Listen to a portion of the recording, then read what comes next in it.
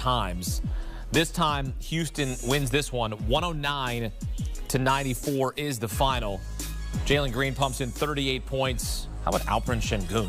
Nearly a triple-double. 17 points, 16 rebounds, 7 assists. Steph Curry going for 31 in Game 1. Goes for 20 here. Eclipses 4,000 points in his playoff career. And the Warriors just did not have enough to get it done, as the series is now tied at 1 game apiece. Game 3 set for Saturday in San Francisco. Get some instant analysis. Welcome in CBS Sports NBA insider Bill Ryder. Jimmy Butler, injured in the first quarter, did not return because of a pelvic contusion. Got undercut by Amen Thompson. You and I watched it together. Did you think that play was dirty? Watched it 7 or 8 times. Wanted to come up with a different conclusion. Couldn't. Yes. To me, it looked like a dirty play. And I think the officials in real time thought maybe Draymond Green had pushed Thompson into Jimmy Butler. Didn't look that way. Looked like a very dirty play to my eyes, at least. All right, so nothing happens there in terms of a technical, but now the Warriors feeling the pain there, not having him rest of way, and they lose this game. Considering his injury history, Jimmy Butler's injury history. Betting favorite entering the series. But the Warriors were really good defensively before Butler arrived. They're better, but they were a great defensive team without Jimmy Butler. They were a mediocre to poor offensive team without Butler, and they were a top 7 offense in the time since Butler got traded. In part, and we saw this tonight, because Stephen Curry, and no superstar, but even Steph can't do it on his own. So Amen Thompson and all those other defenders for the Rockets can hone in on Steph Curry. They can make his life a lot harder. He doesn't have another superstar to turn to. It's part of the reason they were able to shut him down as strong, but really confound Steph in a way they couldn't in Game 1. When Jimmy's out there, you can't balance as a defense trying to stop both those guys, and they play off each other so effectively. It's huge for the Warriors. It's huge for Steph Curry. Can the Warriors win this series without Jimmy Butler III?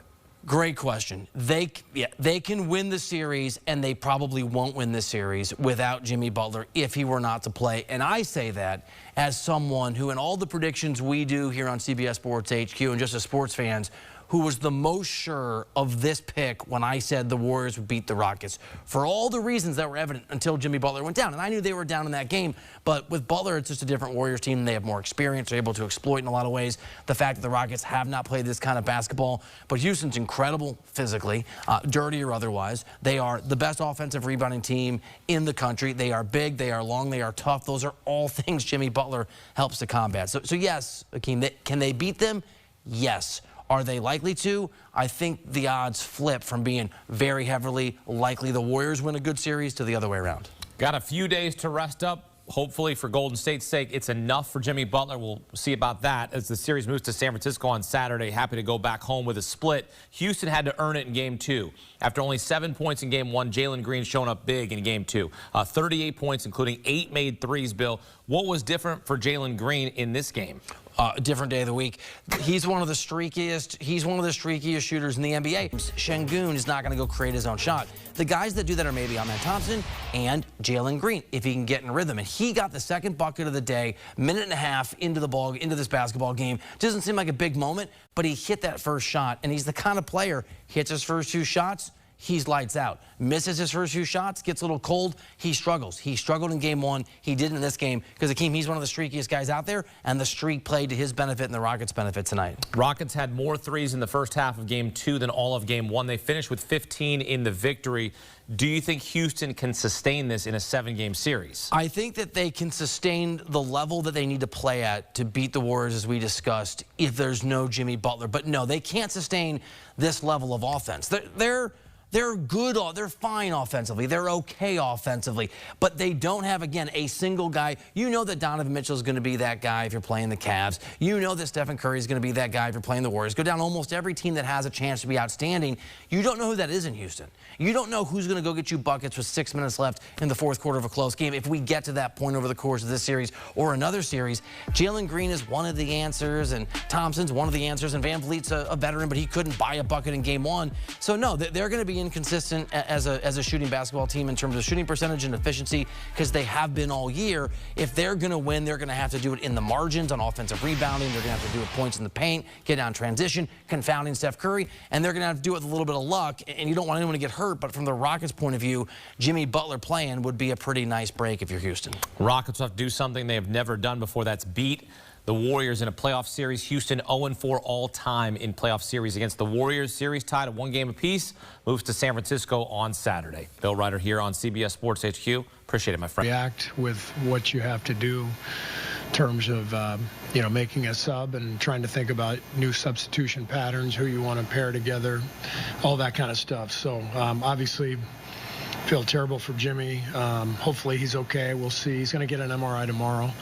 And BP, really proud of him for making the effort. He's been feeling terrible all day, and he tried. He got an IV at halftime. Just didn't have it. So tough night. We'll bounce back. Talk to Jimmy at all? Yeah. Are you optimistic, or are you just kind of? Jimmy always says he's going to be fine.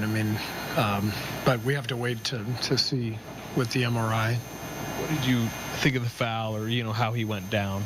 Did you think it was in? I haven't seen the replay. I asked our guys behind the bench, and they just said it looked like there was some physicality on the rebound, and I think Thompson